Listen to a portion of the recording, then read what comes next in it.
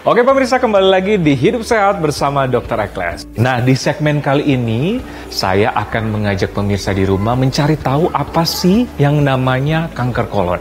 Apa penyebabnya dan seberapa bahaya yang harus kita waspadai. Nah, pemirsa, di segmen kali ini saya tidak sendiri, saya bersama expertnya nih. Nah dokter, hari ini kita akan memberikan informasi ke pemirsa di rumah mengenai yang namanya kanker kolon. Kalau udah mendengar kata kanker pasti sesuatu yang gimana gitu pemirsa di rumah ya. Nah ini kita membahas segmen khusus mengenai yang namanya kanker kolon dokter. Nah apa sih kanker kolon itu dokter? Oke, kanker kolon itu sendiri merupakan suatu penyakit keganasan yang terjadi pada usus besar. Jadi dia mulai dari kolon itu usus besar dok, sampai dengan ke rektum. Rektum itu merupakan bagian terbawah dari usus besar yang dekat ke anus. Oke, jadi kanker di usus besar. Betul. Ya. Nah, biasanya apa sih faktor-faktor penyebab sampai terjadinya kanker kolon dokter? Untuk faktor penyebabnya itu sendiri meliputi yang pertama adalah ada faktor yang bisa dimodifikasi dan yang tidak bisa dimodifikasi. Yang tidak bisa dimodifikasi itu seperti keturunan ya. Mereka yang individu yang mempunyai keturunan pada keluarga yang menderita kanker usus besar atau kanker kolon. Kemudian mereka yang pernah mengalami penyakit polip atau keganasan radang pada usus besar lebih dari 7 tahun. Kemudian ada faktor yang tidak bisa yang bisa dimodifikasi, yang itu seperti inaktivitas, dia kurang aktivitas, obesitas, kemudian peminum berat gitu dan perokok berat. Alkoholik ya? Alkoholik. Oke.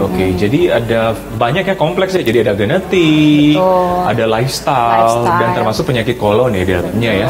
Nah ini mungkin pertanyaan bagi pemirsa, ada nggak gejala khusus sebelum kita menderita kanker kolon ini mungkin yang harus kita waspadai dokter? Iya. Gejala kanker kolon itu sendiri meliputi kalau stadium awal itu sulit diidentifikasi. Kebanyakan pasien datang dengan gejala perubahan pola defekasi dok, perubahan pola buang air besar, yaitu seperti diare lebih dari 6 minggu itu, kemudian disertai dengan perdarahan pada diarenya, kemudian penurunan berat badan tanpa sebab yang jelas, dan karena dia terjadi penurunan berat badan dan ada perdarahan pada anus sehingga dia mudah lemas atau anemia. Oke. Nah biasanya gejala-gejala seperti ini berlangsung berapa lama dokter? Kurang lebih 6 minggu.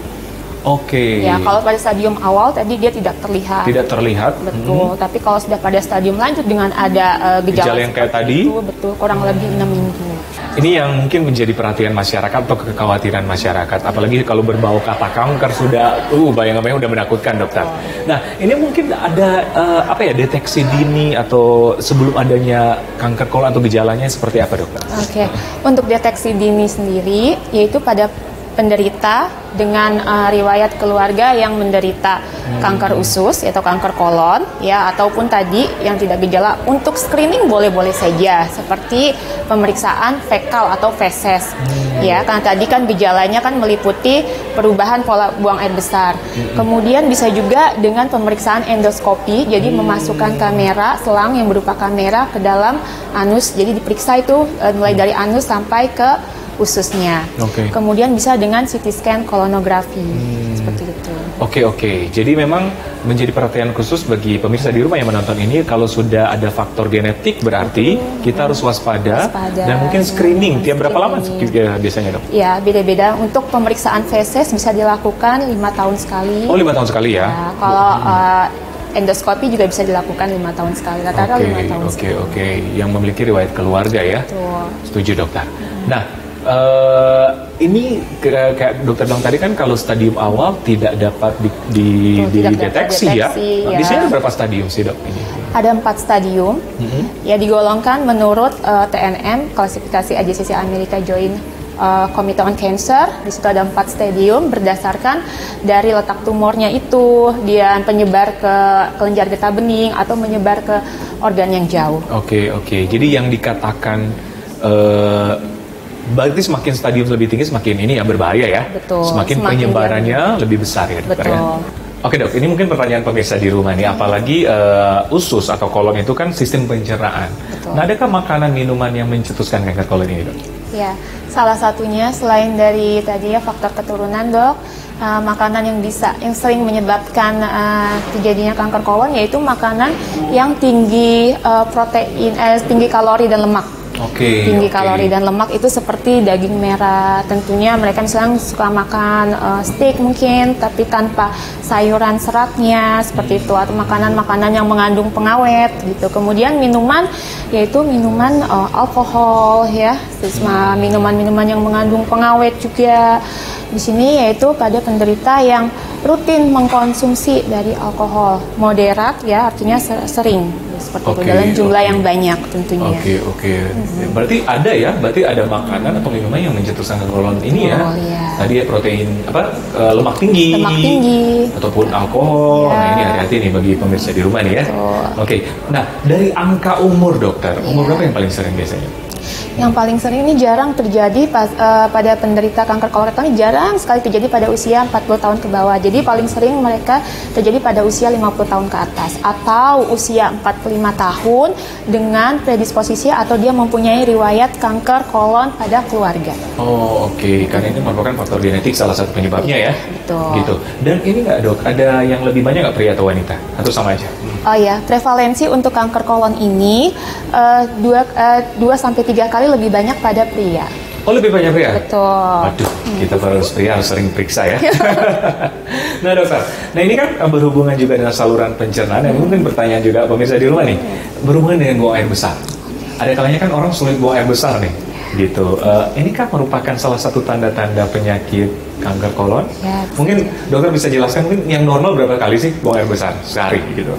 Normalnya sehari itu 1 sampai 3 hari untuk buang air besar. Jadi maksimal 3 hari itu masih normal. Masih normal ya? 3 hari 1 kali masih normal ya? Betul. Tapi di sini kan tadi kan disebutkan bahwa kanker kolon itu sendiri terjadi karena perubahan pola buang air besar. Polanya itu di sini baik itu dia konsistensinya, misalnya cair, kemudian lamanya seperti itu. Jadi misal buang air besarnya sedikit-sedikit, bisa 2 minggu, nah itu juga kita harus curigai. Kemudian atau buang air besarnya sering, tapi dia berupa lendir, darah, seperti itu. Nah itu juga harus dicurigai. Oke. Nah ini yang menjadi pertanyaan juga, ini pemirsa nih, pengobatannya seperti apa dan prognosisnya, atau apakah ini bisa disembuhkan atau gimana dok? Baik, kita bicara tentang prognosis berarti berkaitan dengan angka kesembuhan pasien ya. Prognosis ini biasa kita evaluasi per 5 tahun karena berkaitan dengan angka kekambuhan. Angka kekambuhan itu biasanya terjadi pada 5 tahun pertama, di mana kanker kolon ini 17% bisa mengalami kekambuhan ya. Makanya kita harus rutin cek tuh setelah dilakukan tindakan ya. Kita harus melakukan cek, yaitu cek namanya hormonnya ada CEA, penanda angka kekambuhan. Kemudian untuk terapinya itu sendiri memang pembedahan masih merupakan terapi pilihan utama. Seperti itu. Kemudian nanti misalnya ada apakah harus di kemoterapi atau di radioterapi, itu berkaitan dengan letak dari si tumor itu sendiri. Radioterapi misalnya untuk kanker yang tadi saya sebutkan di rektum, jadi bagian terbawah dari usus besar terdekat anus. Itu. Jadi pengobatan disesuaikan dengan tata letaknya. Tata letak dari si tumor primernya itu sendiri. Waspada, memang ada kekambuhan. Betul. Tapi ada yang bisa sampai sembuh total? Tergantung dari tingkat stadiumnya. Semakin cepat atau semakin awal deteksi dini, tentunya angka kesembuhannya juga lebih tinggi dok. Tapi yang paling penting adalah bisa disembuhkan apalagi stadium awal ya dokter ya. Nah terakhir nih dokter, tips bagi pemirsa di rumah bagaimana mencegah terjadinya kanker kolon ataupun yang sudah menderita, gimana tipsnya?